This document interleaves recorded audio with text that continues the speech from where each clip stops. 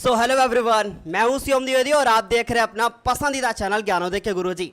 तो मेरे प्यारे बच्चों, एक बार मुझे बताइएगा कि आपको मेरी आवाज़ आ रही है, आप लोग मुझे सही से सुन पा रहे हैं या नहीं। ये सेशन आज हमारा बहुत खास सेशन होने वाला है, क्योंकि आज हम लोग स्टार्ट कर रहे हैं क्लास 10th की यहाँ पर फिजिक्स को, मतलब क्लास 10th की यहाँ पे भौतिक विज्ञान को। बच्चों, जैसा आप जानते हो कि हमें अपनी भौतिक विज्ञान में 4 चैप्टर पढ़ने हैं, जिसमें से पहला चैप्टर आज मैं यहां स्टार्ट कर रहा हूं, प्रकाश अपवर्तन तथा बच्चों परावर्तन, जो हमारा चैप्टर नंबर 10 है। इसके बाद फिर 11 करेंगे, 12 नंबर करेंगे, 13 नंबर चैप्टर करेंगे। तो एक बार जरा ध्यान से मुझे यह बताइए कि आपको मेरी आवाज आ रही है, आप लोग मुझे सही से सुन पा रहे हो कि नहीं। और हमारा यह पहला लेक्चर है बच्चों, तो प्रकाश परावर्तन तथा अपवर्तन में, लाइट रिफ्लेक्शन एंड रिफ्रैक्शन में जो हमारा पहला लेक्चर है, उसको आज हम लोग यहां करने वाले हैं। सर, आज के सेशन में क्या क्या देखने को मिलेगा? बच्चों, सबसे पहले तो बताएं कि आज हम पहले ये देखेंगे कि प्रकाश क्या है और प्रकाश क्या है।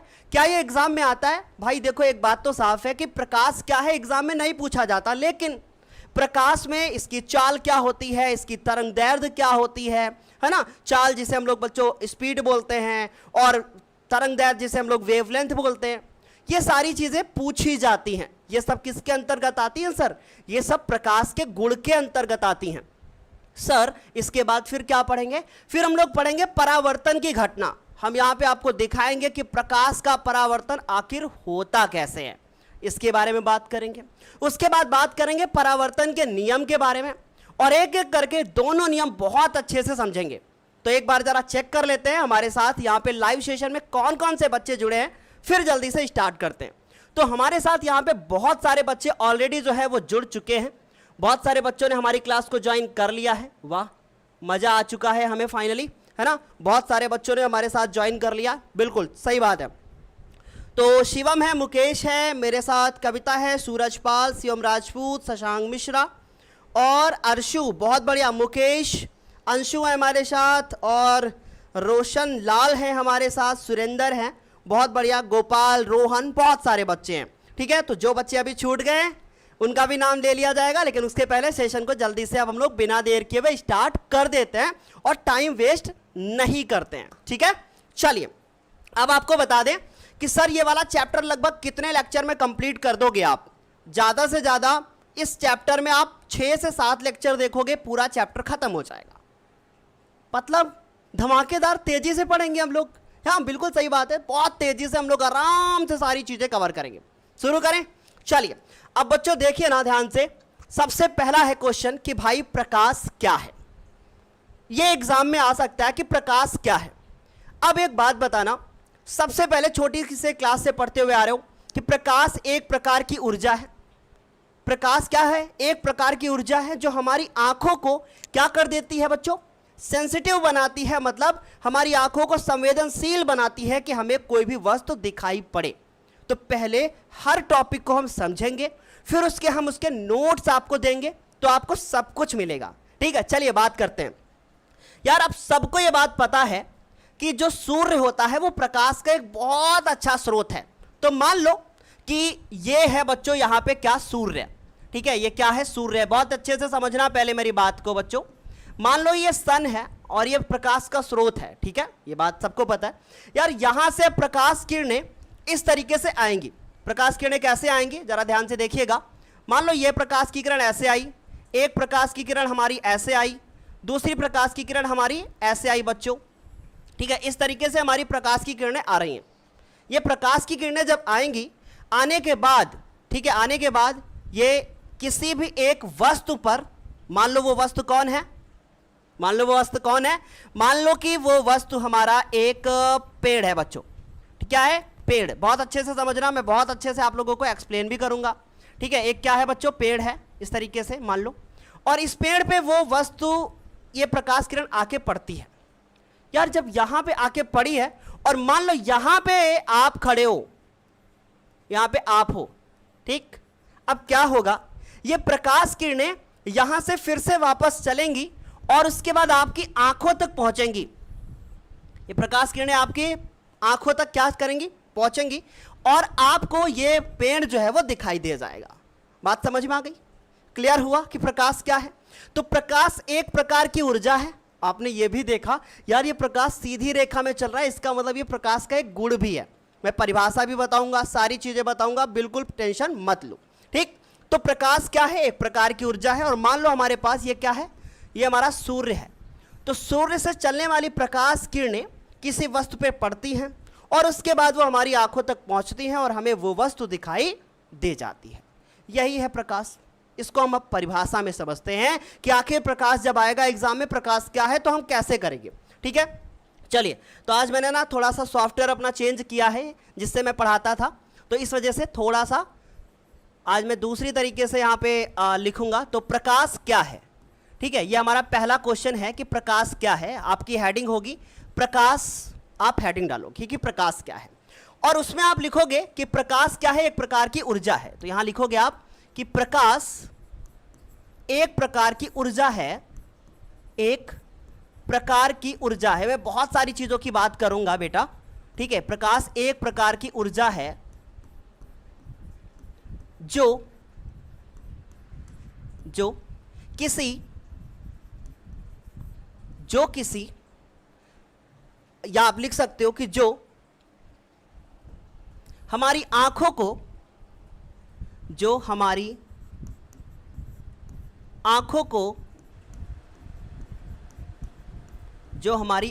क्या बनाती है, संवेदनशील बनाती है बेटा।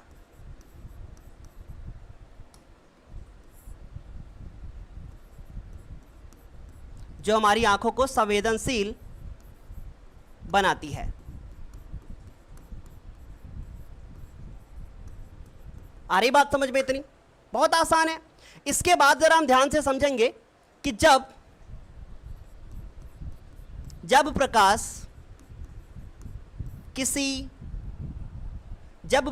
के स्रोत से क्या चलती है बच्चों, प्रकाश के स्रोत से किरणें निकलती हैं, तो वह वस्तु से टकराकर, है ना, वस्तु से टकराएंगी बेटा, वस्तु से टकराकर हमारी आंखों तक पहुंचती हैं, बहुत सारे बच्चों का ही ये डिमांड था कि मैं लिखकर पढ़ाऊं, तो इसलिए मैं लिखकर पढ़ा रहा हूं, ठीक है। हमारी आंखों तक पहुंचती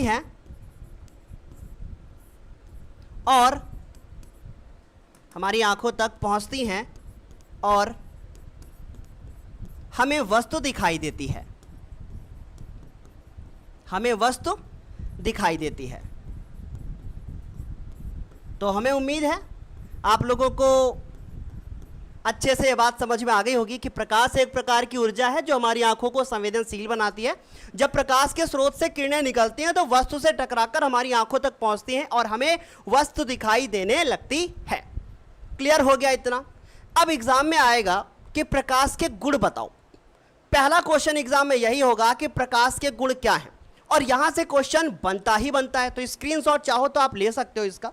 इसके बाद हम बात करेंगे प्रकाश के गुण की, ठीक है। छोटी क्लास से आप ये बात पढ़ते आ रहे हो, बहुत दिनों से आप पढ़ते हुए ये आ रहे हो कि प्रकाश जो है एक प्रकार की ऊर्जा तो है, लेकिन इसके गुणों में ना कहीं आप भटक जाते हो, कहीं ना कहीं आप इनके गुण को नहीं याद रख पाते हो। आखिर वो कौन से प्रकाश के गुण हैं जो हमें याद रखने चाहिए? तो जरा ध्यान से देखना। प्रकाश का जो पहला गुण है, ठीक है बच्चों, प्रकाश का जो पहला गुण है, ये प्रकाश एक सीधी रेखा में चलता है। प्रकाश एक बच्चों सीधी रेखा में चलता है, ये प्रकाश के गुण है। प्रकाश कैसे चलेगा? सीधी रेखा में चलता है। उम्मीद है ये बात समझ में आ गई होगी कि प्रकाश एक सीधी रेखा में चलता है बालक, ठीक है। कमेंट भी ले लेते हैं आप लोगों की। बहुत बढ़िया, चलो बहुत बढ़िया, धमाल मचाए हुए यार तुम लोग तो, मतलब एकदम। और शेयर कर दो ताकि ज़्यादा से ज़्यादा लोग ज्वाइन हो जाए हमारे साथ। और दूसरा जो गुण जो एग्जाम में ज़्यादा से ज़्यादा पूछा जाता है कि भाई प्रकाश की चाल कितनी होती है। याद रखना, जो प्रकाश की चाल होती है वो होती है 3 गुणे 10⁸ मीटर पर सेकेंड, ठीक है। क्या होता है? प्रकाश की चाल, बहुत अच्छे से समझना बेटा, प्रकाश किस वेग से चलता है? 3 गुणे 10 की घात 8 मीटर पर सेकेंड, मीटर पर सेकेंड के प्रकाश की चाल 3 गुणे 10 की घात 8 मीटर पर सेकेंड। ये नहीं लिख के आओगे तो नंबर नहीं मिलेंगे। इसलिए किसी भी एक वैल्यू को अगर आपको रिप्रेजेंट करना है तो भाई उसका मात्रक तो लिखना ही पड़ेगा। डन, आई बात समझ में? तो प्रकाश की चाल 3 गुणे 10 की घात 8 मीटर पर सेकेंड होती है, ये बात आपको लिखना पड़ेगा और बहुत अच्छे से लिखना पड़ेगा कि प्रकाश की चाल इतनी होती है। डन, आया समझ में? चलो एक बार सर कमेंट देख लेते हैं। बहुत बढ़िया धोनी कुमार जी, मुकेश बहुत बढ़िया, वेरी गुड, अच्छा लग रहा है सभी को। ठीक, चलो दूसरा और भाई पढ़ लिया है। तीसरा देखो, तीसरा सबसे ज्यादा इंपॉर्टेंट वाला, ध्यान से समझना। प्रकाश की तरंग दैर्ध्य। अब ये तरंग दैर्ध्य क्या है सर? प्रकाश की तरंग दैर्ध्य, इसको जरा अंडरलाइन करना बेटा। प्रकाश की तरंग दैर्ध्य, इसको जरा अंडरलाइन करना। प्रकाश की तरंग दैर्ध्य कितनी होती है? प्रकाश की तरंग दैर्ध्य बच्चों होती कितनी है? मैं इसको दूसरे कलर से लिख रहा हूं ताकि आपको ज्यादा समय तक याद रहे। बच्चों होती है 3900 एंगस्ट्रॉम से कहां तक? 7800 एंगस्ट्रॉम तक। यार ये एंगस्ट्रॉम क्या है, इसके बारे में बात करेंगे अभी हम, ठीक है? तो इतनी होती है इसकी चाल, 3900 एंगस्ट्रॉम से 7800 एंगस्ट्रॉम तक होती है। अब बताइए क्या इतनी बात समझ में आ गई आप लोगों को? ये तो हो गई प्रकाश की चाल की बात। क्लियर हुआ? बोलो जल्दी से एक बार। ठीक है, बहुत बढ़िया। ठीक, अब लेकिन बहुत सारे बच्चे अक्सर कंफ्यूज हो जाते हैं कि यार ये एंगस्ट्रॉम क्या है, समझ में नहीं आया। तो जरा ध्यान से देखना। सबसे पहले इसी के बारे में बात करते हैं। भाई देखो, ये एक दूरी को मापने वाला मात्रक है, चाहो तो आप लिख सकते हो इसको, बाकी कोई जरूरत नहीं है। ये दूरी को मापने वाला मात्रक है और ये क्या करता है बच्चों? क्या करता है? छोटे छोटी दूरियों को मापता है। क्या करता है? छोटी छोटी दूरियों को मापता है। मतलब दूरी मापने का ये एक छोटा वाला मात्रक है, समझ गए? तो ये किसको मापता है? तरंग दैर्ध्य को मापता है, या और भी जो छोटी छोटी दूरियां होती हैं उनको मापता है। इसीलिए एक एंगस्ट्रॉम 10 की घात -10 मीटर के बराबर होता है। अब जरा इसको जरा हम ध्यान से समझेंगे कि सर इसका मतलब क्या है। चलो मान लो सर जी की लंबाई 1 मीटर है, मान लो सर जी की लंबाई 1 मीटर है और सर जी की लंबाई 1 मीटर है। आपने लिखा नीचे 1 और 10 बार जीरो लगाए। कितने बार? 10 बार जीरो लगाए, डॉट डॉट करके इस तरीके से 10 बार जीरो लगाया। और 10 बार जीरो जब लगाओगे तो यार कितना बड़ा नंबर बन जाएगा। उतने खंड कर डालो उस 1 मीटर के। भाई 1 मीटर इतनी बड़ी स्केल होती है ना, उसके इतने सारे खंड कर डालो, तब जो वैल्यू आएगी वो क्या कहलाएगी? 1 एंगस्ट्रॉम। समझ में आ गई बात? सर इसे और डीप में बताइए, अभी और कम क्लियर हुआ है। कैसे मापते हैं देखो जरा ध्यान से। हम लोग जब ना 9th क्लास में थे आप, तो इस तरीके से कुछ आपने पढ़ा होगा तरंगों के बारे में। ऐसे मैं बहुत ज़्यादा डीप में तो नहीं जाऊंगा, लेकिन आपको पता था, बताया गया था कि यहाँ पे ये वाला पॉइंट और ये वाला पॉइंट, इनके बीच की दूरी, इसको हम बोलते हैं तरंग दैर्ध्य। इनके बीच की दूरी, इनको बोलते हैं तरंग दैर्ध्य। और तरंग दैर्ध्य को लिखते किससे हैं? एक इस तरीके से मेरा सिंबल होता है और ये बनता है हमारा क्या? लैम्डा। इसको हम क्या बोलते हैं? Lambda. Is it clear to you?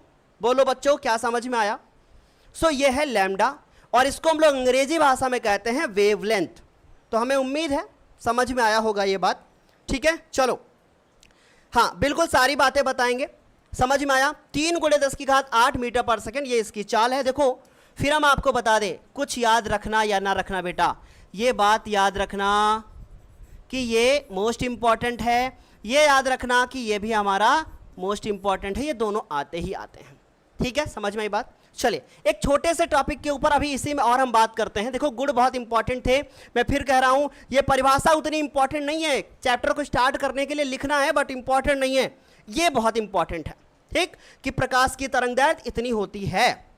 चलो अब ये दूरी, ये इसको क्या बोलते हो सर? इसको बोलते हैं लैम्बडा। ऐसे करके लिख सकते हो तुम लोग बस, ठीक है, लैम्बडा, ठीक है। पर पढ़ते क्या है सुनिएगा, इंग्लिश में क्या ऐसा लिखा जाता है सर? ऐसे लैम्बडा, ये बी है लेकिन बी साइलेंट होता है, लैम्बडा पढ़ते हैं, इसलिए मैंने लिखा तो लैम्बडा है पर लैम्बडा ही बोलोगे, बा को आप हटा के चलोगे। डन, समझ में आई बात? ताकि आपको याद रहे, इसलिए सर ने ऐसा किया, ठीक है। तो ये हमने 3 यहां पर पढ़ लिए। चलिए अब चौथे के बारे में बात करते हैं, चौथा गुण पढ़ते हैं सर। चलिए ध्यान से सुनिए, अब ये चौथा और सबसे ज्यादा इंपॉर्टेंट मैं कह सकता हूं, यार सबको ये बात पता है कि अगर शिवम सर के पास ये ग्लास है, देखो ना ये ग्लास है अगर शिवम सर के पास, और अगर शिवम सर इससे एक तरफ से लाइट इधर से उधर मारे तो क्या जाएगी? यार बिल्कुल जाएगी। देखो मैं आपको एक एक्सपेरिमेंट भी करके दिखाता हूं, ठीक है। मेरे पास यहाँ पे लाइट है, थोड़ा सा दूर है मेरे से, लेकिन फिर भी अभी समझ में आएगा, जाना मत। देखो ये ग्लास है, ठीक। अगर मैं ये ग्लास ऐसे लूं और ये लेजर लाइट अगर मैं जलाता हूं, देखो ना बोर्ड पे क्या लाइट दिखाई दे रही है पीछे, देखो क्या बोर्ड पे पीछे लाइट दिखाई दे रही है रेड कलर की, सबको दिखाई दे रही है। तो मतलब ये प्रकाश इधर से उधर चला जाएगा, ठीक। लेकिन अगर शिवम सर का ये फोन है और इस पे ऐसे लाइट मारेंगे तो यार ये देखो पीछे बोर्ड में लाइट नहीं जा रही। ये क्या बताता है? ये बताता है, ये बच्चों ये बताता है कि प्रकाश किसी पारदर्शी माध्यम से गुजर सकता है लेकिन अपारदर्शी माध्यम से गुजर नहीं सकता। अब ये पारदर्शी अपारदर्शी क्या है सर? बेटा एक तरफ से जब तुम्हें दूसरी तरफ दिखाई दे समझ लो तुम पार कर गए, उसको बोलेंगे पारदर्शी, है ना। और जब एक तरफ से दूसरी तरफ तुम्हें ना दिखाई दे तो अपारदर्शी। यार छोटी छोटी बातें, ठीक है, समझ में आई बात? तो हम लिखेंगे कि प्रकाश पारदर्शी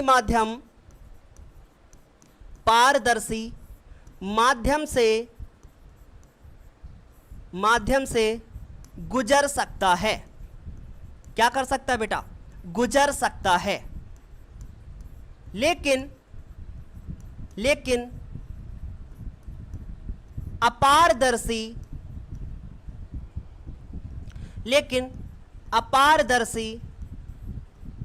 माध्यम से नहीं गुजर सकता।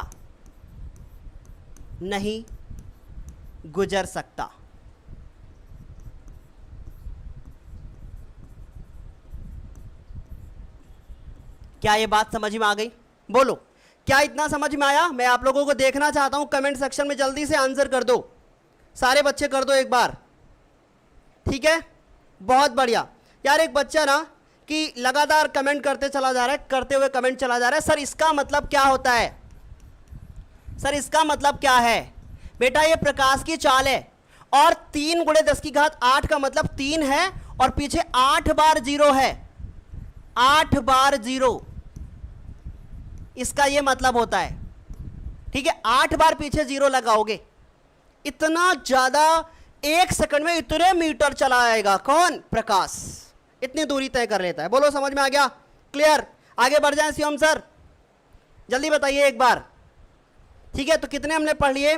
प्रकाश सीधी रेखा में चलता है, अपारदर्शी माध्यम से नहीं गुजर सकता, पारदर्शी माध्यम से गुजर सकता है। इसकी चाल पढ़ ली हम लोगों ने, ठीक, चाल पढ़ ली हमने ये पढ़ लिया कि इसकी तरंग दैर्घ्य कितनी होती है, जो याद कर लेनी है, एग्जाम में क्वेश्चन आता है आता।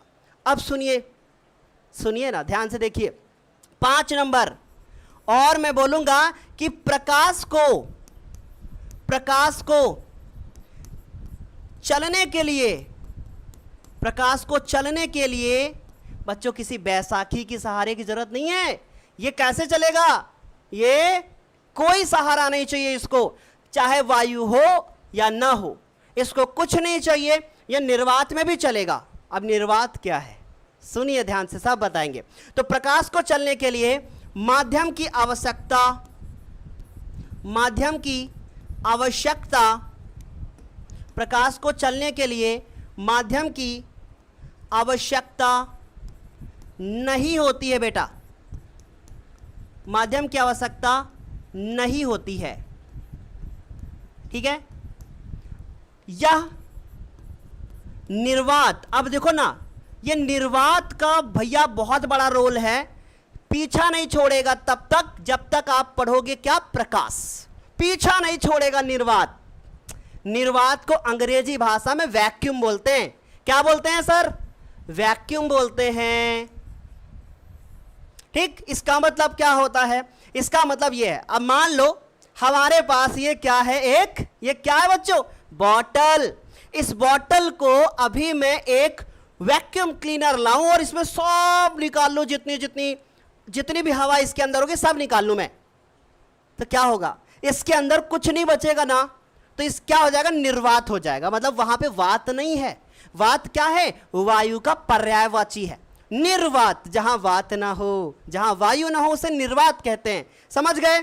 क्लियर? चलो, तो यह निर्वात में भी चल सकता है, चल सकता है। ठीक है, क्लियर हुआ ये बात? जल्दी से बताइए, स्क्रीनशॉट ले लो। ये हुए गुण। अब ध्यान से देखो बेटा, हमने लिखा प्रकाश की चाल 3 × 10⁸ मीटर पर सेकंड होती है, लेकिन यहां एक चीज ऐड कर लो। यहां याद कर लो प्रकाश की चाल और यहां लिख लो निर्वात में। यहां ऐड कर लो और यहां लिख लो निर्वात में। ठीक है, निर्वात में, क्योंकि प्रकाश की चाल निर्वात में तो इतनी होती है, वायु में भी इतनी होती है, लेकिन जैसे मान लो इसको किसी द्रव के अंदर से गुजारेंगे तो इसकी चाल बदल जाएगी। डन? आ गया मजा? चलो, बहुत बढ़िया। यार मैं बार बार उधर जा रहा हूं, क्यों? क्योंकि आदत पड़ चुकी थी मेरी और मैंने सॉफ्टवेयर चेंज किया पढ़ाने वाला, तो इस वजह से ऐसे बार बार जा रही है आदत उधर। अब भैया देखो, बात करते हैं क्या? प्रकाश के परावर्तन के बारे में, कि प्रकाश का सर परावर्तन आखिर होता क्या है, इसके बारे में बात कीजिए सर। ठीक, अब मान लो कि शिवम सर के पास एक मिरर है। ठीक है, क्या है? शिवम सर के पास एक मिरर है। आज सर ना सब कुछ दिखाएंगे आपको। देखो, शिवम सर के पास एक मिरर है। अब मिरर क्या होता है? शीशा, दर्पण कहते हैं जिसको। अब देखो, ये दर्पण ऐसे है, ऐसे। ठीक, अब यार देख मत लेना सामने कौन है, सब काला काला दिखाई देगा। देखो इधर, अब क्या कर रहे हो? इसको पकड़े हो और उसके बाद अब इस दर्पण में ये लेजर लाइट से ऐसा लाइट मार रहा हूं। ठीक है, तो ये देखो ना, कैमरे पे भी लाइट आ रही है, इसीलिए देखो मैंने कैमरे के लेंस पे मार रखा है, इसीलिए देखो जम जम जम जम जम जम चमक रहा है बेटा। मैंने क्या किया है? मैं लाइट तो इधर को मार रहा हूं, लेकिन मैं फोकस किसके ऊपर कर रहा हूं? कैमरे के लेंस के ऊपर, ताकि आपकी आंखें ना, गांव की भाषा में कहें तो चौंधा जाएंगी बेटा। ठीक, लेकिन अब क्या करूं मैं? इसको मिरर को ऐसे पकड़ता हूं और देखो बोर्ड पे कहीं ना लाइट बन रही होगी, देखना। ये देखो ना, ये देखो बोर्ड पे कहीं ना कहीं आपको लाइट दिख रही होगी। देखो ना, बल्ब के पास है, जो बल्ब बना ना उसके पास देखो नीचे रेड कलर का पूरा स्पॉट बना हुआ है। तो ये है प्रकाश का परावर्तन। समझ में आई बात? हाँ, ये है प्रकाश का परावर्तन, कि जब प्रकाश किसी भी एक दर्पण से टकराता है और टकराने के बाद वापस उसी माध्यम में लौट जाता है, तो इस घटना को कहते हैं प्रकाश का परावर्तन। बोलो, क्या बात समझ में आई? कितना आसान है कि सर ने पकड़ा एक मिरर ऐसे ऐसे ऐसे और उसके बाद ऐसे मारा और राइट जा रही इधर को, और उसके बाद लेकिन ये ना लेंस पे फोकस कर रहे हैं शिवम से, देखो ऐसे, ये एक अलग तरीके का। तो ये क्या है? ये है प्रकाश का परावर्तन। अब सुनना मेरी बात, कहां गया मेरा लिखने वाला मार्कर? अब सुनो, अब हेडिंग डालोगे कि प्रकाश के परावर्तन का घटना आखिर होती क्या है, ये आखिर हेडिंग क्या है। देखो यहां लिखोगे प्रकाश का परावर्तन। क्या लिखोगे बेटा? प्रकाश का परावर्तन। ठीक, अब प्रकाश का परावर्तन क्या है इसके बारे में बात करेंगे शिवम सर। ठीक, चलिए देखिए बेटा, इनको जरा हम ऊपर पहुंचाते हैं। यह है प्रकाश का परावर्तन, इसको समझते हैं। सुनिए, मान लो हमारे पास इस तरीके से एक कोई, ये ऐसे हमारा क्या है बच्चों? ये एक कोई मिरर है। हैं, ये मिरर है, देखो ना ध्यान से, ये एक कोई मिरर है। अभी मिरर है तो मुझे इसमें क्या करना पड़ेगा बेटा? पॉलिश करनी पड़ेगी। ठीक, इसको थोड़ा और सही करते हैं, सीधा सीधा कर लेते हैं। ठीक, ये देखो मिरर हो गया। अब मिरर में हमें पता है नीचे क्या होती है? पॉलिश। किसकी पॉलिश होती है? ये भी क्वेश्चन कभी कभी आता है। लाल ऑक्साइड, लिख लो लाल ऑक्साइड। ठीक है, इसके बारे में कभी हम बात करेंगे। चलो अब देखो ना, ये मिरर है और मिरर में इस तरीके से नीचे ऐसे ऐसे ऐसे ऐसे ऐसे ऐसे ऐसे बेटा क्या होती है? पॉलिश। ये क्या होती है? पॉलिश। अच्छा, पॉलिश क्यों होती है बेटा? अगर पॉलिश नहीं होगी तो प्रकाश की किरण इस तरफ से इस तरफ चली जाएगी और वो दूसरी घटना है, आगे पढ़ेंगे। अब सुनिए वाला क्या हुआ। अब प्रकाश की किरण ऊपर से ऐसे आ रही थी, ऐसे ऐसे आ गई, कोई बात नहीं, आ जाने दो।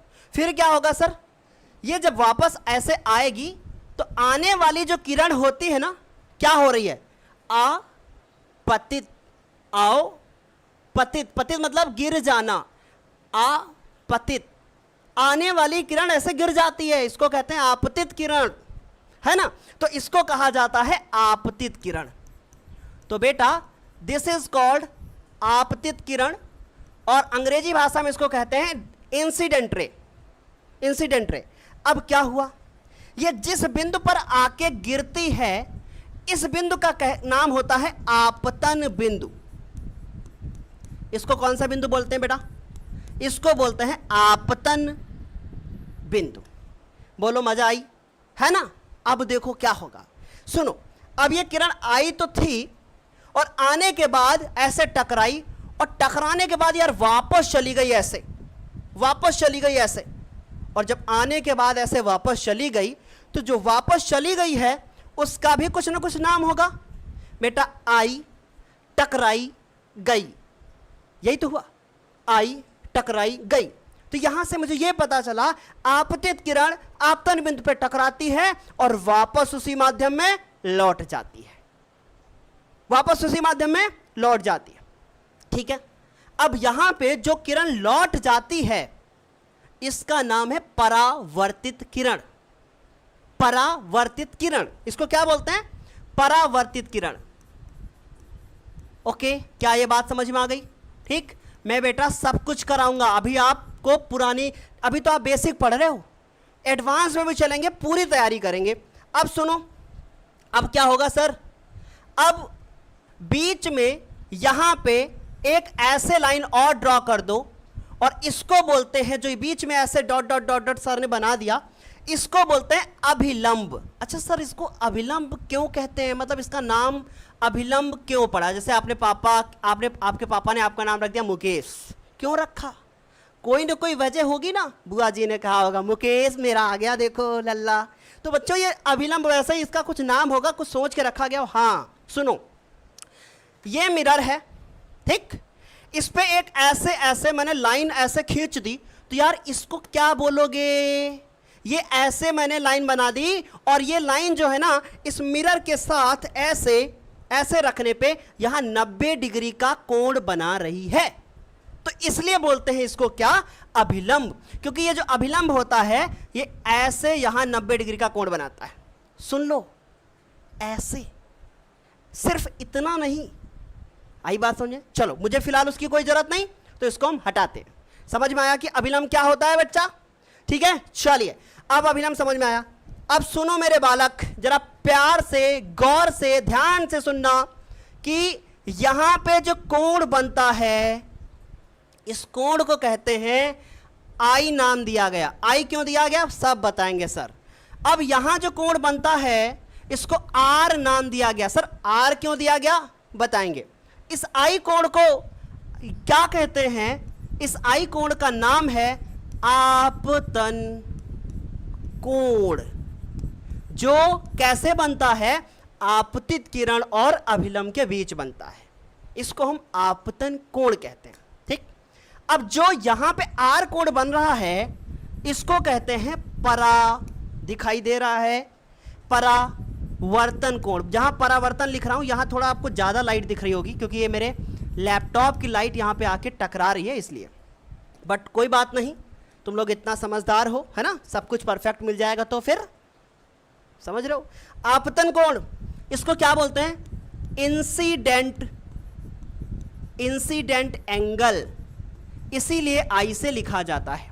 इसको बोलते हैं रिफ्लेक्टेड एंगल। क्या बोलते हैं, रिफ्लेक्टेड एंगल, इसीलिए हम लोग इसको आर से लिखते हैं। बोलो आई क्या समझ में बात, क्लियर हुआ, ठीक है। अब जिसने ये नियम दिया था उन्होंने ये भी बताया कि आई का मान आर के मान के बराबर होता है। यही तो है बच्चों, आई का मान आर के बराबर हो जाएगा, यही तो दूसरा नियम है कि आपतन कोण परावर्तन कोण के बराबर होता है। बोलो क्या ये बात क्लियर हो गई, ठीक है सर, आज पढ़ने में बहुत मजा आ रहा है। बेटा अभी तो फिजिक्स शुरू किया है, आगे आगे देखो होता क्या है। और लेकिन मजा तो आ रहा है पर मुझे नहीं आ रहा है, क्योंकि बच्चे कम हो यार तुम लोग, आज तो ज्यादा होने चाहिए ना। अब सुनो क्या हुआ, कहानी कहां से शुरू हुई। कहानी यहां से शुरू हुई कि सर परिभाषा रटना ना पड़े, कुछ ऐसा बताओ। सुनो, जब प्रकाश की किरण किसी समतल दर्पण पर टकराती है, ये क्या है, समतल दर्पण। जब प्रकाश की किरण किसी समतल दर्पण से टकराती है तो टकराने के बाद वापस उसी माध्यम में लौट जाती है। सुनिए, जब प्रकाश की किरण किसी समतल दर्पण से टकराती है तो उसका आंशिक भाग, ये भी लिख लो, इसके बारे में बताएंगे, तो उसका आंशिक भाग, ठीक, सॉरी अधिकांश लिखो, तो उसका अधिकांश भाग वापस उसी माध्यम में लौट जाता है। उसका अधिकांश भाग वापस उसी माध्यम में लौट जाता है। इस घटना को कहते हैं प्रकाश का परावर्तन। सर ये अधिकांश क्यों जोड़ दिया आपने, अभी तक तो कितना आसान आसान था। बेटा एक बात बताऊं आपको, अगर आप घर के छत के ऊपर अपना मिरर ऐसे रख के चले आओ और उसके बाद फिर सोचना सूर्य के प्रकाश की किरण ऐसे टकराएगी, वापस उसी माध्यम में लौट जाएगी, यह घटना प्रकाश का परावर्तन कहलाएगी। लेकिन यार ये शीशा गर्म भी तो होता है, इसके गर्म होने की वजह क्या है, क्योंकि ये कुछ ना कुछ प्रकाश को एब्जॉर्ब करेगा, मतलब भाई अवशोषित करेगा। तभी तो हमने अधिकांश लिखा है कि कुछ तो भाग इसके अंदर जाएगा, तभी तो ये गर्म होगा। समझ गए, आई बात समझ में। चलो, तो ये तो थी बच्चों परिभाषा कि जब प्रकाश की किरण किसी समतल दर्पण से टकराती है तो उसका अधिकांश भाग वापस उसी माध्यम में लौट जाता है। इस घटना को प्रकाश का परावर्तन कहते हैं। अब लिखना भी पड़ेगा आपको, लिखूंगा नहीं मैं, ठीक है, इसको प्रकाश का परावर्तन कहते हैं। और अब आगे सुनो, फुल स्टॉप लगाया, अब लिखोगे प्रकाश की आने वाली किरण को आपतित किरण और टकरा कर वापस जाने वाली किरण को परावर्तित किरण कहते हैं। आपतित किरण और परावर्तित किरण के बीच में अभिलंब होता है जो तल पर लंबवत होता है। लंबवत मतलब 90 डिग्री का कोण बनाता है। यहां तक हो गया। आपतित किरण अभिलंब के बीच में एक कोण बनता है जिसको आपतन कोण कहते हैं, इसे आई से लिखा जाता है। फिर आगे लिखना है, परावर्तित किरण और अभिलंब के बीच में एक कोण बनता है जिसे आर से लिखा जाता है, इसे परावर्तन कोण कहते हैं। इतनी बात समझ में आई क्या, बोलो, यहां तक क्लियर? कमेंट देख लेता हूं आप लोगों की। बहुत बढ़िया धोनी कुमार जी, उसकी फिलहाल आपको जरूरत नहीं है, ठीक। बहुत बढ़िया दीपक कुमार जी, और बताइए जल्दी जल्दी से एक बार सभी लोग, क्या मजा आ रहा है सेशन में?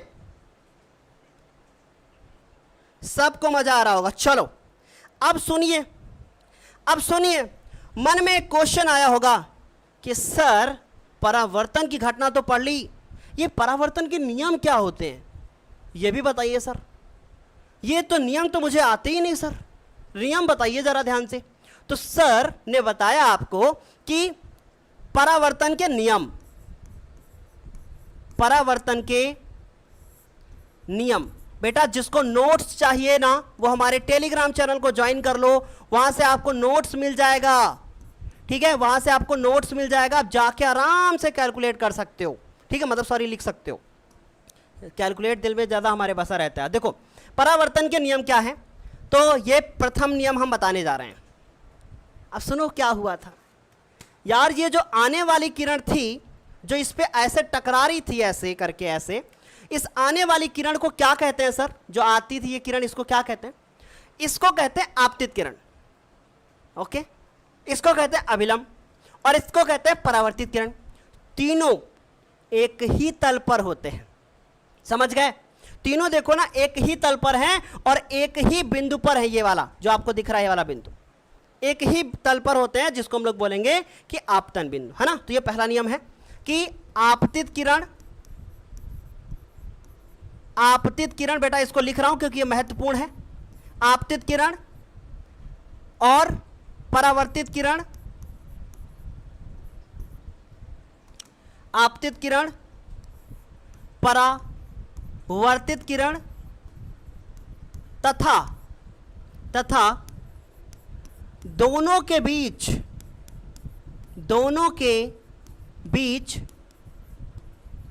खींचा गया अभिलंब। बेटा बहुत इंपॉर्टेंट है, सेशन को जरूर ज्वाइन करो जल्दी जल्दी से। दोनों के बीच खींचा गया अभिलंब, दोनों के बीच खींचा गया अभिलंब तीनों, यहां पे कॉमा लगा के लिखोगे, तीनों एक ही तल पर होते हैं, एक ही तल पर होते हैं। ओके, ये है हमारा पहला वाला नियम।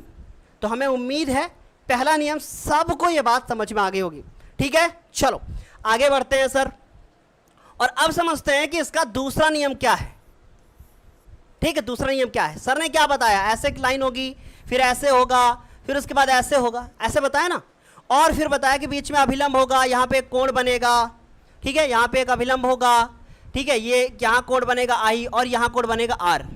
ये जो आई और आर होता है, आई और आर होता है, सॉरी ये एरो बेटा ऊपर को करोगे। ठीक, जो आई और आर का मान है दोनों आपस में बराबर होते हैं, ये बात लिखना है। तो क्या लिखना है कि आपतन कोण आई का मान सदैव, चलो अभी मैं कमेंट सेक्शन में आपसे एक क्वेश्चन पूछूंगा, आपको आंसर करना है। आपतन कोण आई का मान सदैव परावर्तन कोण आर के बराबर होता है, आर के बराबर होता है। बोलो क्या ये बात समझ में आ गई? तो आप बोल सकते हो कि भाई जो आई का मान होगा वो आर के बराबर होगा। बताइए क्या ये बात समझ में आ गई? बहुत आसान है। ये पहला बच्चों नियम वो था, दूसरा है कि आई और आर का मान सदैव बराबर होगा। ठीक है, चलो अब शिवम सर आपसे क्वेश्चन पूछेंगे, और सर इसके बाद फिर क्या पढ़ेंगे, आप क्या पढ़ाएंगे? इसके बाद हम बात करेंगे क्या, वास्तविक और आभासी प्रतिबिंब की। लेकिन पहले समझिए कि आखिर एक क्वेश्चन हम आपको दे रहे हैं, जरा इसको ध्यान से देखो। एक क्वेश्चन हम देख रहे हैं, आपको ऐसे दे रहे हैं। ठीक है, और वास्तविक और आभासी प्रतिबिंब आज नहीं पढ़ेंगे, क्योंकि पहले हम दर्पण पढ़ाएंगे तब उसको पढ़ाएंगे। ठीक, चलो तो जरा ध्यान से देखो, एक क्वेश्चन है आपके सामने। ठीक, हमने एक चित्र बनाया है, ऐसे हम यहाँ पे एक चित्र बना रहे हैं, ध्यान से देखिएगा, और एक क्वेश्चन है, ये ऐसे बनाया। ठीक, ये किरण आ रही है, ये किरण वापस ये आ रही है बच्चों, किरण ऐसे आने के बाद ये फिर वो ऐसे वापस जा रही है ऐसे, इसके बाद यहाँ पे एक और किरण है ऐसे। अब यहाँ पे कोण बन रहा है आई और यहाँ पे कोण बन रहा है आर, ये बात हम बहुत अच्छे से जानते हैं। ठीक, हमने बताया आपको कि ये किरण जो आती है इसको आपतित कहते हैं, और ये वाली जो वापस जाती है इसको हम लोग परावर्तित कहते हैं। मैंने बोला कि ये आई लिख दिया ऐसे। ठीक, और ऐसे यहाँ क्वेश्चन बना दिया कि दिए गए चित्र में आई जो है हमारा आपतन कोण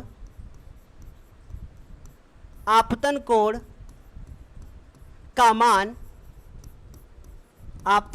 मान 30 डिग्री है, तब परावर्तन कोण का मान क्या होगा? तब परावर्तन कोण का मान क्या होगा? बोलो क्या ये बात समझ में आ गई? तब बात करेंगे परावर्तन कोण का मान क्या होगा। ठीक, चलिए बताइए जल्दी से कि आर का मान क्या होगा, और इसके बाद अभी हम एक और टॉपिक स्टार्ट करेंगे। जल्दी से पहले इतना बता दो कि आर का मान क्या आएगा, जल्दी से कमेंट सेक्शन में प्लीज। बहुत बढ़िया, बहुत ही बढ़िया। सेशन अगर अच्छा लग रहा है तो जल्दी से आंसर कीजिए। बहुत मजा आ रहा है? अरे वाह, सबको मजा आ रहा है। चलो बहुत बढ़िया। राजकुमार जी कह रहे हैं परावर्तन कोण भी 3 डिग्री होना चाहिए। बेटा 3 नहीं 30 लिखा है। क्या लिखा है? 30। तो हम लोग लिखेंगे कि चूंकि आई का मान हमेशा आर के बराबर होता है, तो आर का मान हमेशा आई के बराबर होता है, या आई का मान आर के बराबर होता है, एक ही बात है। आई का मान अगर 30 है तो बच्चों आर का मान भी क्या होगा, 30 डिग्री ही होगा। ये तो हमारा बन गया क्वेश्चन। क्या मजा आई, इतनी समझ में आया? ठीक है, अब सुनो, नया टॉपिक हम स्टार्ट करते हैं इसी वाली क्लास में, और जो नया टॉपिक हमारा है वो क्या है, ध्यान से देखिएगा बेटा, क्योंकि अभी हमारे पास टाइम है, हम आराम से एक टॉपिक यहाँ पे कवर कर सकते हैं। तो एक नया टॉपिक शुरू करते हैं, ठीक? सुनिए, नया टॉपिक है हमारा, जो अभी हम स्टार्ट यहाँ पे करने वाले हैं, उसके बारे में बात करते हैं। चलो, क्योंकि बच्चे भी हैं तो नया टॉपिक पढ़ लेते हैं। सबसे पहले बात करेंगे दर्पण की, कि आखिर दर्पण क्या होता है। इस टॉपिक को आज ही खत्म कर लेते हैं बच्चों, क्योंकि अगला टॉपिक फिर ताकि हमारा और अच्छे से हो जाए कवर, ठीक? दर्पण की बात करते हैं। चलो, अब ये दर्पण, सबसे पहले बात करेंगे कि दर्पण आखिर क्या है। बेटा, आपको इस चैप्टर में दर्पण दो प्रकार से पढ़ना है। पहला जो दर्पण पढ़ना है वो पढ़ना है समतल। कैसा दर्पण पढ़ना है? समतल। दूसरा जो पढ़ना है वो पढ़ना है गोलीय। पहला दर्पण हमें पढ़ना है समतल और दूसरा हमें पढ़ना है कौन सा? गोलीय। तो पहला समतल दर्पण, दूसरा हमारा गोलीय दर्पण। समतल दर्पण क्या होता है और गोली क्या होता है? गोलीय में भी आप फिर से दो भाग और इसको डिवाइड कर दोगे, और पहला जो होगा वो होगा उत्तल। पहला जो होगा वो होगा बेटा उत्तल, और दूसरा जो होगा वो होगा अवतल। मतलब ये यहां पे पढ़ने वाले हो, ठीक है? बोलो, क्या ये बात समझ में आ गई? ये यहां पे आप लोग पढ़ने वाले हो, जिसके बारे में मैं बात कर रहा हूं कि दर्पण आपको इतना पढ़ना है। एक पढ़ना है उत्तल दर्पण और एक पढ़ना है बेटा अवतल दर्पण, ठीक? मैं फिर कह रहा हूं, नोट्स आपको टेलीग्राम पे मिल जाएंगे, जाके वहां से आप सब डाउनलोड कर लो, बहुत कुछ मिलेगा वहां, ठीक? दर्पण हो गया एक समतल, दूसरा हो गया गोलीय। लेकिन गोलीय दर्पण हमें पढ़ना है कितने प्रकार से? दो प्रकार से। गोलीय दर्पण हमें कितने प्रकार से पढ़ना है बेटा? दो प्रकार से, एक उत्तल दर्पण और एक अवतल दर्पण। चले एक एक के बारे में समझना शुरू करते हैं, ठीक? तो सबसे पहले हम बात करते हैं समतल दर्पण की। अभी मैं नोट्स भी दे दूंगा आपको, आराम से आप लिख लेना। सबसे पहले बात करते हैं समतल दर्पण की, कि समतल दर्पण आखिर क्या होता है। बेटा, एक कांच की ऐसे लंबी सी, ऐसे आपने मान लो प्लेट ले ली, क्या ले ली? कांच की। इस तरीके से आपने ऐसे एक कांच की आपने एक से प्लेट ले ली, जैसे कांच की प्लेट होती नहीं है वैसे ही, जैसे ये देखो ऐसे ले लिया आपने, ठीक? और इसके उस तरफ से उस तरफ दिखाई देता है, मतलब ये कांच की एक ऐसी प्लेट है जो इस तरफ से उस तरफ दिखाई देता है। और आपने इसमें क्या कर दिया? एक पॉलिश कर दी। इसमें एक तरफ आपने ऐसे पॉलिश कर दी। आपने ऐसे क्या कर दिया बेटा? पॉलिश कर दिया। जब आपने इसमें इधर पॉलिश कर दिया तो आप इधर लिख दो कि भाई ये हमारा पॉलिश वाला तल है। पॉलिश वाला क्या है बेटा? तल। ये मेरा पॉलिश वाला तल है, ठीक? अब क्या किया? इधर से अब अगर कोई भी लाइट रे, ध्यान से समझना मेरी बात, इधर से कोई भी लाइट रे ऐसे आएगी तो यार आने के बाद टकराएगी और टकरा के वापस तो जाएगी ही ना। बोलो, वापस तो जाएगी ना। इसका मतलब ये कौन सा तल बन जाएगा? इसका परावर्तक तल। मैं अभी डिफिनेशन बोल दूंगा, लिख लेना। इसको कौन सा तल बोलोगे? परावर्तक तल। इसको कौन सा तल बोलोगे बेटा? परावर्तक तल, ठीक? ठीक, चलो बेटा समझना, ये क्या है? परावर्तक। तो यहां लिखेंगे हम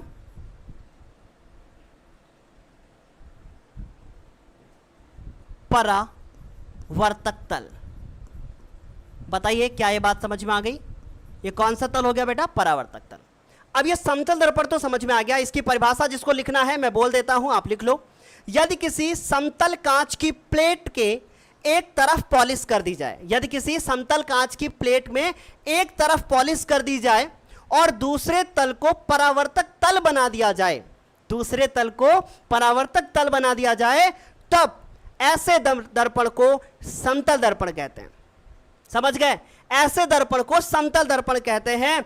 और बच्चों, अब आपको बता दें कि ये जो समतल दर्पण होता है, सुनिएगा ध्यान से, ये जो समतल दर्पण होता है ये हमेशा सीधा प्रतिबिंब बनाता है, लेकिन आपको अभी समझ में ऐसा आएगा कुछ नहीं, इसलिए उसके बारे में बात नहीं करेंगे। आगे जब हम प्रतिबिंब बनने की बात करेंगे तब करेंगे। समझ गए? अब मुझे एक बार बता दो, क्या इतना समझ में आ गया? फिर तब मैं उत्तल और अवतल की बात करूं।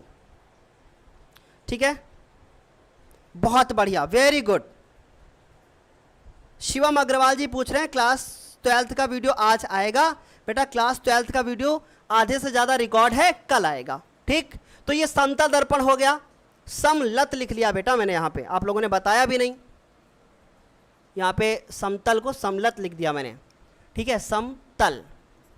ओके बच्चों, अब बात करते हैं गोलीय दर्पण की। सर गोलीय दर्पण क्या है? गोलीय दर्पण, इसके बारे में बात होती है। ठीक, सर गोलीय दर्पण क्या होता है? बेटा देखो जरा ध्यान से, अब हमारे पास एक जो है कांच का कोई भी एक खोखला, मान लो इस तरीके से कांच का एक खोखला सा ऐसे गोला है। ठीक, खोखला गोला ले लिया मैंने कांच का। अब मैंने क्या किया कि इसका एक भाग ऐसे मान लो काट लिया। ठीक, क्या किया? एक भाग ऐसे मैंने काट लिया। ठीक, समझ में आई ये बात? एक भाग हमने ऐसे काट लिया बेटा। ठीक, जब हम इसका एक भाग ऐसे काट लेंगे तो ये वाला भाग हमको यहां पर ऐसे मिल जाएगा, ये वाला भाग हमको ऐसे मिल जाएगा, तो हमने ये भाग निकाल लिया, ऐसे निकाल लिया। अब जब ये भाग ऐसे हमने निकाल लिया है और इस भाग में अगर हम इस तरफ पॉलिश करेंगे तो एक दर्पण बनेगा, और अगर हम इस तरफ पॉलिश करेंगे तो दूसरा दर्पण बनेगा। समझ गए आप लोग? क्लियर हुआ? कुछ समझ में आया इतना? तो इसी के बारे में बात करते हैं। ठीक, देखो चलिए, अब मैंने क्या किया, एक कांच का हमने कोई भी गोला ले लिया, मान लो ऐसे ले लिया, इसका एक भाग हमने ऐसे ले लिया। ठीक, और उसके बाद अब देखिए क्या करेंगे शिवम सर।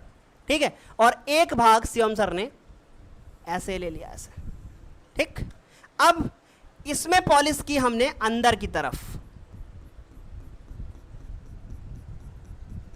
इसमें हमने पॉलिश की अंदर की तरफ, और इसमें हमने पॉलिश किया बाहर की तरफ, मतलब उभरे वाले तल पे। ठीक, तो अब यहां हुआ क्या सर? यहां पे हुआ क्या, ध्यान से देखना बेटा। ये जो धसे वाले तल पर पॉलिश हुई, यहां पे क्या है? धसा वाला तल। कैसा तल है? धसा तल। और ये वाला जो तल आपको दिख रहा है ये कैसा है? उभरा। और ये वाला धसा है। ये वाला कैसा तल है? उभरा तल है। और ये वाला तल कैसा है? ये धसा हुआ है बेटा, धसा हुआ तल, या धसा तल आप भी लिख सकते हो। ठीक, अब आपने क्या किया कि जब आपने धसे हुए तल पे पॉलिश कर दी और उभरा हुआ तल आपने ऐसे बनाया कि ये परावर्तक रहे। सर जैसा एग्जाम्पल आप लेके कुछ बताइए। ठीक है, तो सर के इधर उधर क्या देख रहे हैं सर पता है? वो अपना स्पून ढूंढ रहे हैं हम। ठीक है, स्पून देखा होगा आपने, ऐसे करके ऐसे बना होता है ऐसे। ठीक, तो अगर उभरे हुए तल पे पॉलिश हो, धसे हुए तल से परावर्तक हो, तो उसको हम बोलेंगे क्या? अवतल। उभरे हुए तल पर पॉलिश है और धसे हुए तल हमारा परावर्तक है। लेकिन अगर धसे हुए तल में हमारा पॉलिश हो जाए, उभरा हुआ तल अगर हमारा परावर्तक तल होगा, तो ऐसे दर्पण को बच्चों इसको क्या बोलते हैं? उत्तल। बोलो, क्या ये बात आपको समझ में आ गई? ये हो गया उत्तल और ये क्या हो गया? अवतल। ठीक, ये कैसा दर्पण बन गया? अवतल दर्पण। बेटा अगला सेशन बहुत ज्यादा इंपॉर्टेंट है, इसलिए आज के सेशन को मिस मत करना, बहुत इंपॉर्टेंट है। हम लोग बहुत तेजी से चल रहे हैं, है ना? सबको ये बात पता है कि नहीं? बहुत बढ़िया, हम लोग बहुत तेजी से चल रहे हैं, बहुत जल्दी सारा सब कोर्स खत्म भी कर लेंगे। ठीक, चलो अब सुनना, ये हमने बना दिया अवतल और ये बना लिया उत्तल। अब पेपर में परिभाषा कैसे लिखोगे? अभी समतल की परिभाषा सर ने बता दिया, गोलीय की परिभाषा हम बात करते हैं। ठीक, गोलीय दर्पण की परिभाषा लिखोगे कि किसी कांच के खोखले गोले को काट कर, ठीक है मैं रुक जाऊं यहां लिख ही देता हूं ताकि आपको दिक्कत ना हो। ठीक है, किसी किसी कांच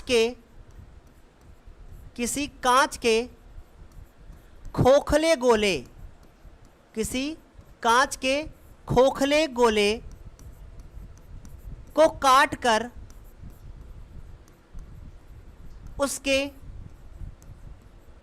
एक तरफ पॉलिश कर दी जाए तथा दूसरा तल परावर्तक तल बनाया जाए, तब प्राप्त दर्पण को, बेटा देखो सब बना के लिखना है, प्राप्त दर्पण को गोलीय दर्पण कहते हैं, गोलीय दर्पण कहते हैं। बोलो क्या बात समझ में आ गई? क्या कर दिया मैंने लिखा कि किसी कांच के खोखले गोले को काटकर उसके एक तरफ पॉलिश कर दी जाए तथा दूसरा तल परावर्तक तल बना दिया जाए, तो ऐसे दर्पण को हम लोग क्या बोलते हैं? गोलीय दर्पण बोलते हैं। समझ में आ गई बात? अब सर क्या करोगे, सर आगे क्या करोगे? फिर आपको लिखना है कि गोलीय दर्पण दो प्रकार के होते हैं। गोलीय दर्पण दो प्रकार के होते हैं, ये बात आपको लिखना है बेटा। ठीक, पहला आपको लिखना है अवतल दर्पण, और बेटा दूसरा लिखना है आपको उत्तल दर्पण। पहला आपको लिखना है अवतल दर्पण, दूसरा लिखना है आपको अवतल दर्पण। ठीक, अब उसके बाद सर फिर आगे क्या करना है मेरे को? अब सुनो ना, अब आपको हेडिंग फिर से डालनी है और आपको लिखना है अब अवतल दर्पण। अब आपको फिर से हेडिंग डालनी है और आपको फिर से लिखना है अवतल दर्पण। ठीक है, चलिए हेडिंग डाल लिया आपने। सर इसके बाद देखो मैं बहुत आराम से भी चल रहा हूं और कहीं कहीं पर जहां मुझे जरूरत है वहां मैं तेजी से भी चल रहा हूं। बेटा कहीं पर जरूरत है तेजी की और कहीं पर जरूरत होती है हमें आराम से चलने की, इसलिए हम आपको देखते हुए, आपके नॉलेज को समझते हुए तभी ऐसे ही स्पीड में हम पढ़ाते हैं ताकि आपको कोई दिक्कत ना हो। अब अवतल क्या है? वह दर्पण, पहले चित्र बना लोगे ऐसे, ऐसे चित्र बना लोगे ऐसे, ठीक, और इसमें आप ऐसे ऐसे ऐसे ऐसे करके पॉलिश कर दोगे। ठीक, तो बच्चों क्या करोगे? वह दर्पण जिसके धसे हुए, जिसके उभरे हुए भाग में, उभरे हुए भाग में बेटा क्या होगा? पॉलिश हो तथा धसे हुए, देखो एक बात मैं क्लियर कर देता हूं जो मुझे बार बार इस बात अपने आप को प्रूफ करने पे मजबूर करती है।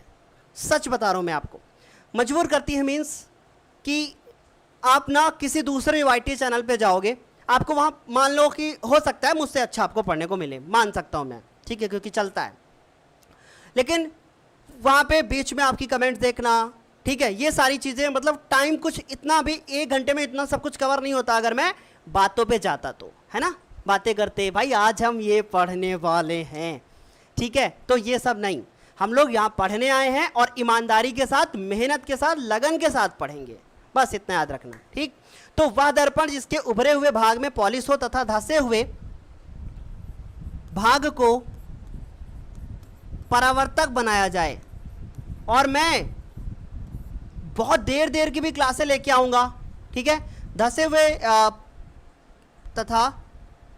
हुए भाग को परावर्तक बनाया जाए, तब उस दर्पण को कैसा बोलते हैं बेटा? अवतल दर्पण।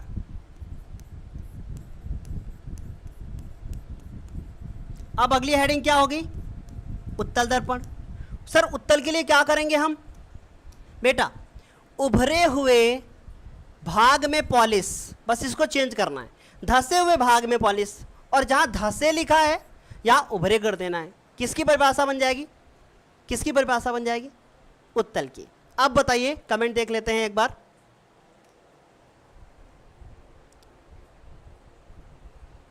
बहुत ही बढ़िया।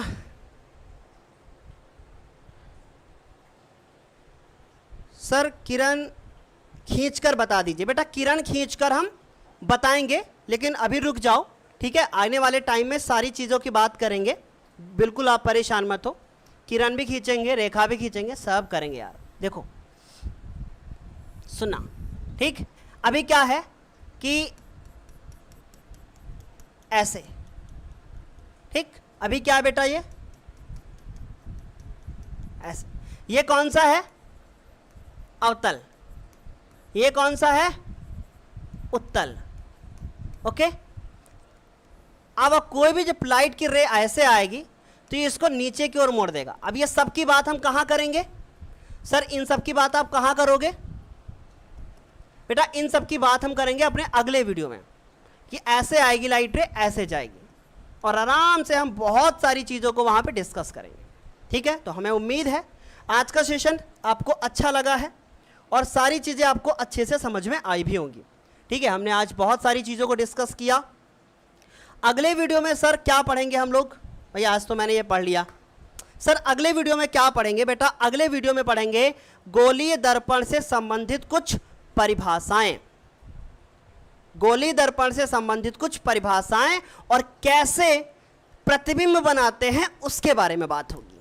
मतलब अगला सेशन बहुत ज़्यादा इंपॉर्टेंट है, बहुत ही ज़्यादा इंपॉर्टेंट है, तो अगले सेशन को मिस मत करना, ठीक है? आ रही बात समझ में? पटरी प्रकार लेके बैठना ताकि अच्छे से मजा कर सकूं, ठीक? अब सुनो मेरी बात, अगर नोट्स चाहिए आपको तो आप हमारे टेलीग्राम चैनल को ज्वाइन कर लो, वहाँ आपको नोट्स मिल जाएगा। आपने अगर अभी तक हमारे सेशन को ज्वाइन किया है तो आप हमारे इस सेशन में, बाकी जानते हो आप लोग कि आप अपने दोस्तों को हमारे इस चैनल के बारे में बताइए और लेके आइए उन्हें यहाँ, ठीक? चलिए आज के लिए फिर इतना ही, मेहनत करते रहिए, ऑल द वेरी बेस्ट। लेकिन फिर भी जाने से पहले कमेंट देख लेते हैं। तो मेरे साथ सर प्लीज़, प्रकाश के परावर्तन का नियम सभी दर्पण पर फॉलो होता है। बेटा प्रकाश के परावर्तन का नियम सब पे फॉलो हो जाएगा, ठीक? लेकिन अब सुनिएगा मेरी बात, कि ये डिपेंड करता इस बात पे है कि वो रे किस तरीके से आ रही है। अभी आगे चल के सारी चीज़ों की बात करेंगे, ठीक? सारे कॉन्सेप्ट क्लियर हो गए? बहुत बढ़िया। विनीता है हमारे साथ। मैथ कब चालू होगा? मैथ भी करेंगे, कल करेंगे, मैथ का भी क्लास कल ही होगा, ठीक है? मैथ का भी होगा कल। जय हिंद, जय हिंद, जय हिंद। ओके प्लीज़ सर वो किताब उठा दीजिए जिससे आप दिखा रहे थे। बेटा किताब नहीं है, ये आप लोगों का नोट्स है जो टेलीग्राम पे अपलोड है, ठीक है? ये नोट्स है जो कि टेलीग्राम पे अपलोड है, आप जाके वहाँ से डाउनलोड कर सकते हो, कोई दिक्कत नहीं है, ठीक है? और सब फ्री में है। विद्युत कब पढ़ाएंगे? बेटा पहले प्रकाश तो पढ़ लो, हाँ? जब चेहरे पर लाइट नहीं आएगी तो विद्युत कैसे आप पढ़ पाओगे ना? पहले ये भी देखो प्रकाश कैसे आएगा, तब हम लोग विद्युत पढ़ेंगे, है ना? और कोई दिक्कत और कोई समस्या बताइए जल्दी से। ये नोट्स मैं इसलिए आपको के सामने अपने सामने रखता हूँ क्योंकि बेटा मैं जितना पहले पढ़ाया हूँ और जितना इस बार मैं पढ़ा रहा हूँ वो सब एक साथ मिल जाए ताकि किसी को दिक्कत ना हो। बात समझ में आ रही? बाकी इसकी कोई ज़रूरत नहीं है, सब जुबान पे रटा हुआ है। और कोई समस्या? चलो थैंक यू सो मच, है ना? No problem. ओके, है ना? जाने से पहले लाइक शेयर सब्सक्राइब करके जाना। बाय बाय, टेक केयर, और मेहनत करते रहो क्योंकि इसके सिवा बेटा कुछ आगे है नहीं, है ना? बाय।